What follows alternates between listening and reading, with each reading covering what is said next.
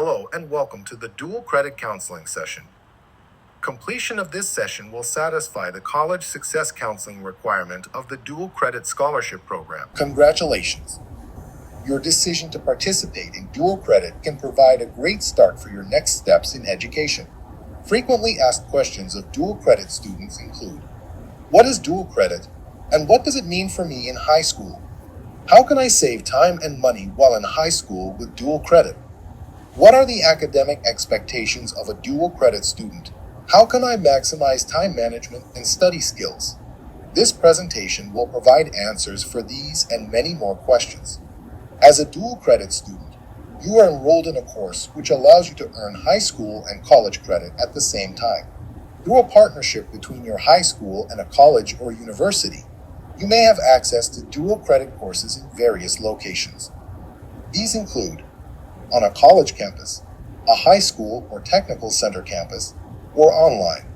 Depending on how your dual credit course is delivered, your day-to-day schedule will be impacted. Whereas a high school class might meet daily, on-campus college courses may meet 2 to 3 times per week. You also may have to travel to the college or university, work with your high school guidance counselor or the college dual credit contact to be able to tour the campus prior to the first day of class. Also, find out where you should report on days you do not have class so you can dedicate time to completing the work of the class. Many high school teachers are also qualified to teach college courses. They have to be approved by the partnering college in order to teach dual credit coursework by years of work experience in the field and additional college credits. Even if you are taking your dual credit course at your high school or technical center campus, you should notice a difference in the course content because it is a college course. Online courses are organized differently and may require more of you to work independently. If you are taking an online dual credit course, find out where you will have dedicated access to a computer to allow for daily log into the course. Let's take a closer look at how a college schedule is different than a high school schedule. First, you will see the course number. Typically, most dual credit courses are numbered in the 100 to 200s because these are introductory level classes. As the course number rises, so does the difficulty of the course itself.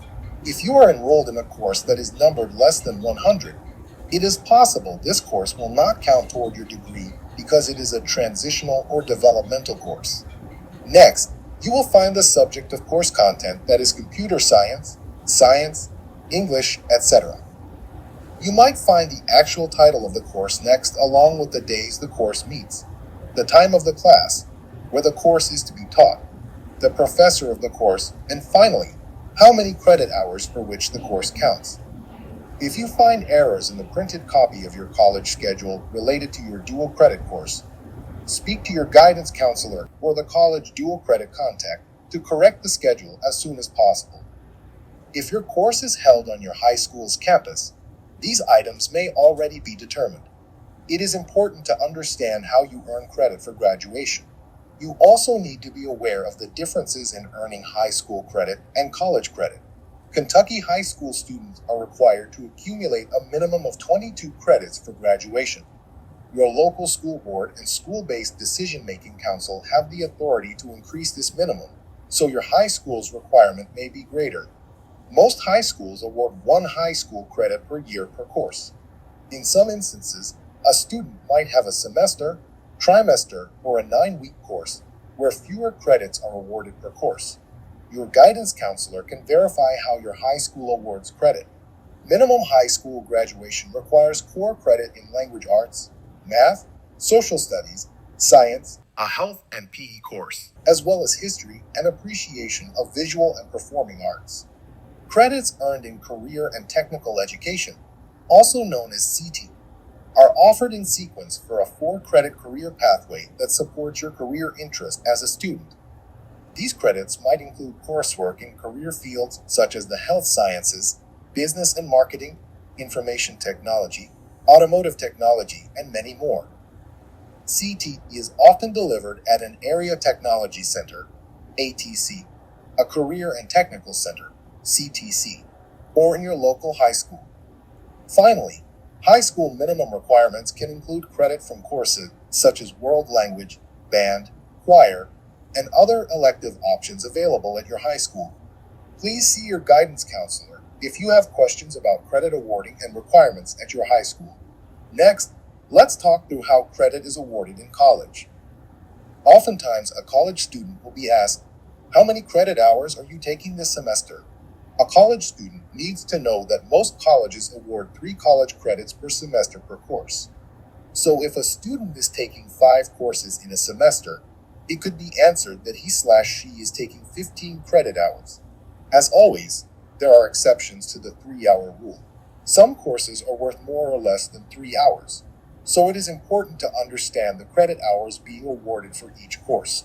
Look at the chart on this slide. On average, an associate's degree program requires a minimum of 60 total credit hours. If each course is worth 3 credit hours, you would need to take 20 courses to reach the 60-hour minimum. Chemistry or technical courses like, for example, nursing or welding, may also require a lab to practice the skills being learned. It is important to talk with the individual at the college you are taking the course to ensure that you take the lab, if required, for a course.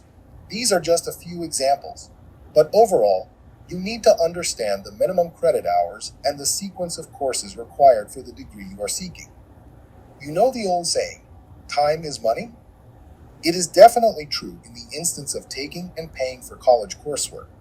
In fact, the more time you spend in college, the more costly it will be in the long run.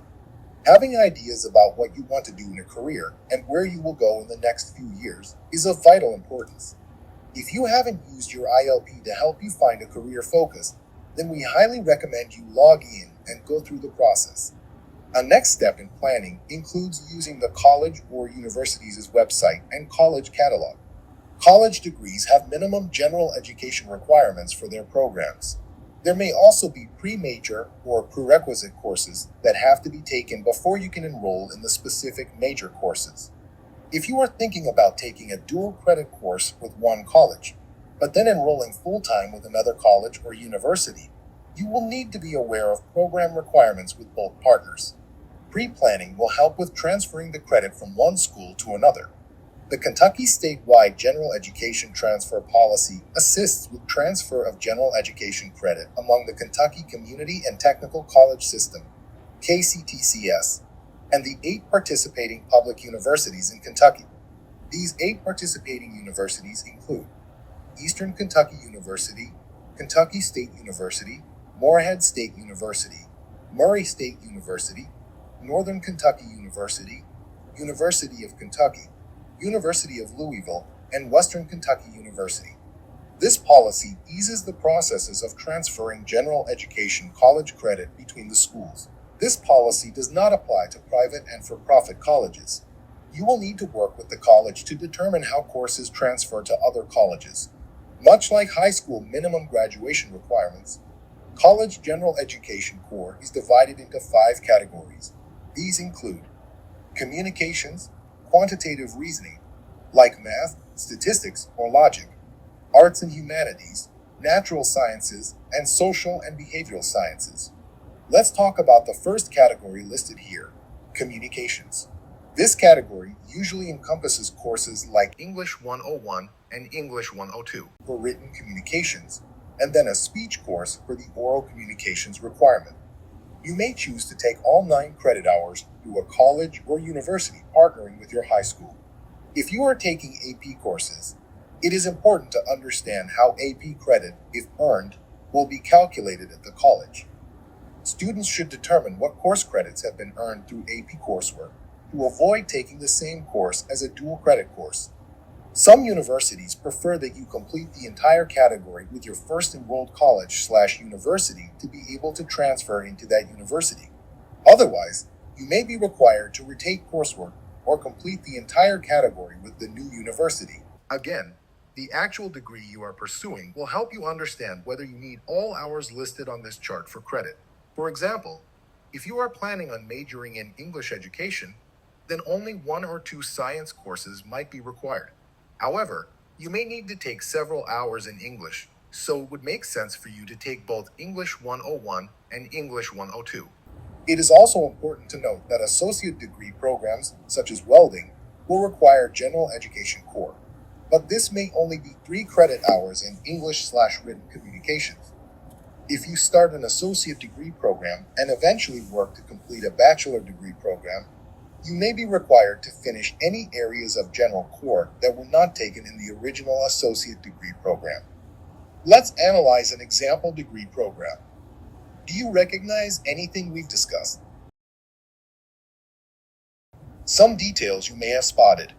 The schedule is broken down into 3 years or 6 semesters, so we might assume that the student has already acquired some credit from his or her high school dual credit program. General Education Core is found throughout each semester. The course number indicates the subject's area and course level. Most courses are listed as 3 credit hours. The major is finance in the Bachelor's of Business Administration or BBA degree program. We can definitely see coursework required as well as the specific finance courses. We would need to reference the college or university catalog to identify appropriate coursework for the finance track options listed in the 3rd year of the program. Understanding the requirements of the degree program can assist you with selecting appropriate dual credit coursework. Now that we've compared the differences in the way credit is awarded in high school and college, and have an idea about how much credit you need to acquire for a degree program, you can see how much time and money you can save by being successful in a dual credit course. By gaining college credits prior to graduating from high school, you have increased the likelihood that you will be able to complete your college degree in a shorter period of time. Dual credit courses are weighted on the KHEAA GPA scale. You can earn more keys to use after high school graduation. Similar to Advanced Placement, AP, or International Baccalaureate, IB courses, a student earning a B in a dual credit course will have the same 4-point value of an A in a regular high school course. An A in the dual credit course would have a 5-point value when calculating high school GPA for keys. The Dual Credit Scholarship Program allows juniors and seniors the opportunity to take dual credit courses for free before graduating from high school. For the 2024 to 2025 school year, the scholarship will pay for up to 2 general education dual credit courses. General education courses are core courses that are required at the high school and college levels, and they are for subjects like English, math, chemistry, biology, and physics. Students who are taking career and technical education courses can use their work-ready dual credit scholarships to cover the cost for 2 CT dual credit courses each year. Each of the post-secondary institutions participating in the Dual Credit Scholarship Program have also agreed to lower their tuition rates for all dual credit courses taken by Kentucky high school students. This means that students can take courses above and beyond what is covered by the scholarship at a cost that is much lower than regular college tuition. For example, the dual credit tuition rate is $95 per credit hour for the 2024 to 2025 academic year. Regular college tuition can range anywhere from $180 to $600 per credit hour. Taking as many dual credit courses as you can will save you hundreds, if not thousands, of dollars. There are 39 different post-secondary institutions participating in the Dual Credit Scholarship Program. These include all 16 of the Kentucky Community and Technical College institutions, all 8 of the state's public universities, and 15 of the state's private, nonprofit colleges and universities. Your high school has worked with their partner institutions to determine which courses will be accepted for dual credit and how the credit will count toward meeting your high school graduation requirements. Before you do anything else for the dual credit class, read and understand the syllabus. The syllabus is provided by the professor on the first day of class and can be given in written form or posted online in the learning management systems. A syllabus is a written guide to a class, usually including special dates for reading assignments, tests, papers, projects, and explains the professor's grading, attendance, and communication policy. Find out if your local district or high school is providing any materials for the course. If not, you will need to locate and purchase these resources. Many classes begin reading requirements within the first week or so of class, so it's vital to get all materials and books required for your course as soon as you know the title and versions required. if the ISBN number is helpful to verify you have the correct book. Your high school teacher may have posted attendance every day. However, your college professor may or may not take attendance, but know that attendance matters. Professors may drop a student from a course if they do not attend class on the first day or during the first week of class. This includes, in an online class, logging into the Learning Management System, LMS. Oftentimes, posting your first assignment to be considered attending class. An online class may be organized differently and might require more independently read materials. The level of expectation is a bit greater because there is limited face-to-face interaction. In an online class, make sure you log into your class several times a day/week if at all possible. Additionally, the professor might also post announcements in online classroom and will more than likely communicate regularly within discussion board. Throughout high school, your grades have been issued on a report card and your GPA has been calculated on a high school transcript. In college, even when you are taking dual credit courses, you are creating a college transcript. This is a permanent academic record and will follow you into the future. Other colleges, and eventually employers, will need to review your academic record. If you take one dual credit course with one college and then, after graduating high school, enroll full-time in another college, you will have to report the grade or grades you earned from your dual credit courses. Your GPA starts over with college. Unlike AP or IB courses, dual credit course grades do become part of your college GPA. Your first dual credit class can be the first grade you receive in college. It is very important to keep in mind that a poor or failing grade in a dual credit course could risk many things like the minimum number of credits you need for high school graduation, a low college GPA, and follow you through your entire college career. The college you attend after high school may also consider your performance in dual credit courses when deciding about admission and scholarship. Degree programs from engineering to education to nursing oftentimes have minimum GPA admissions requirements before you can take additional coursework in the program. Being conscious of your high school and college GPA is important. Remember, be wise with your academic performance in dual credit courses. Plagiarism is defined as an act of copying the ideas or words of another person without giving credit to that person. While you might have been able to copy someone else's work from the internet and turn it in as your own in college, it isn't quite as easy. Plagiarism is a very serious offense and eventually you will get caught. In a college course, plagiarism could lead to consequences ranging from receiving a 0 on an assignment, expulsion from the class, a note on your permanent record regarding academic dishonesty, and even expulsion from the college or university. Many schools now use services such as Turnitin, which automatically check for plagiarism in student work. Something of note is that many high school students feel if they read something and summarize it in their own words, then it isn't plagiarism. If you summarize someone else's ordinal thought and claim them as your own, it is indeed plagiarism. The bottom line, don't be tempted. Learn how to properly summarize and cite someone else's work to avoid plagiarism. The responsibility is yours. Dropping a course or two in your college career is considered normal. You may find that the course is not working with your schedule. You realize that you would rather take a different course, or you may run into extremely difficulty in understanding the course contents and need to drop now, with intent to try again later rather than getting a poor grade.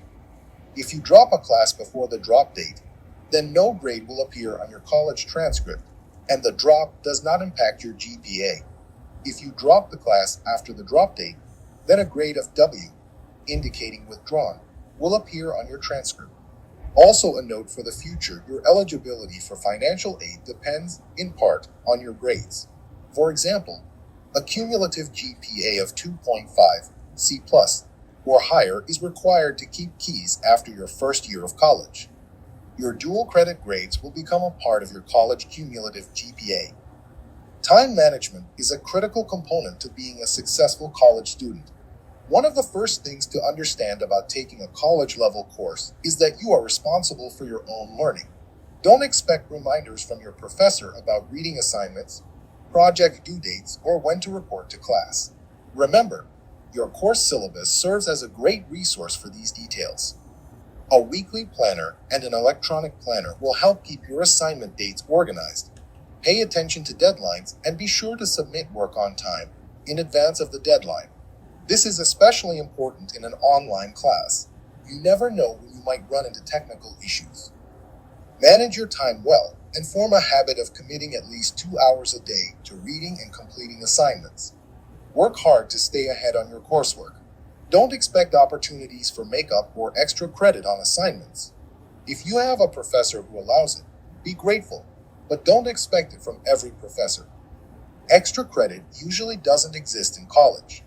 Something else to consider, oftentimes, the professor may expect you to have covered the material listed on the syllabus, and also may test on those items even if they have not covered this material in class. In addition to time management, communication is important to your success. Make the effort to get to know your professor. The professor's contact information and his or her office hours are listed on the syllabus. Make an appointment. In an online class, office hours may be virtual to allow an online meeting or phone call. After referring to your syllabus, office hours may be used for you to ask smart questions about details of the class or about an assignment. Sometime during the semester, you may experience an emergency and need to communicate the emergency to the professor. The professor is an important person guiding you through this educational journey. He or she has worked hard to achieve their level of higher education and want to see you successfully pass their class.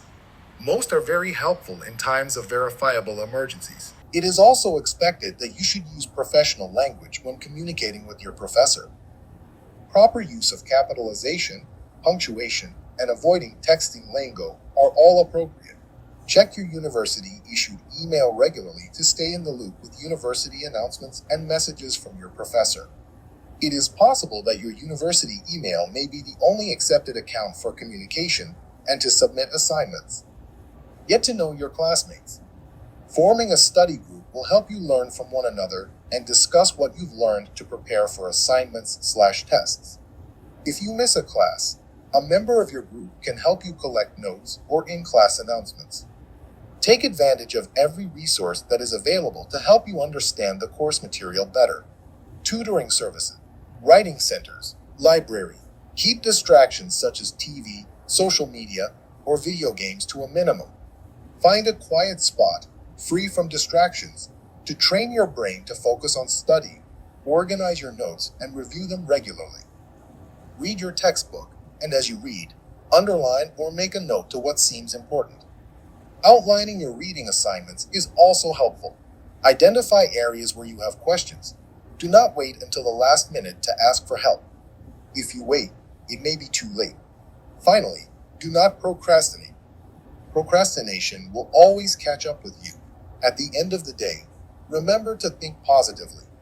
If you get a bad grade on an assignment, take the feedback given and work on it. Don't get upset. The only person who has the power to upset you is yourself. Refuse to lose. Never give up. If you need help, ask for ID. In order to qualify for a dual credit course, you had to work hard to meet the minimum benchmark requirements. Take this as a positive. Remember, above all, you can do it. More information on dual credit may be found by clicking the web addresses listed on the screen, or you may ask your guidance counselor for more information. Thank you for your time and attention. This video is a joint effort between the Kentucky Higher Education Assistance Authority, KHEAA, and the Kentucky Department of Education, KDE. Good luck and good studying. We wish you great success in all of your coursework this year.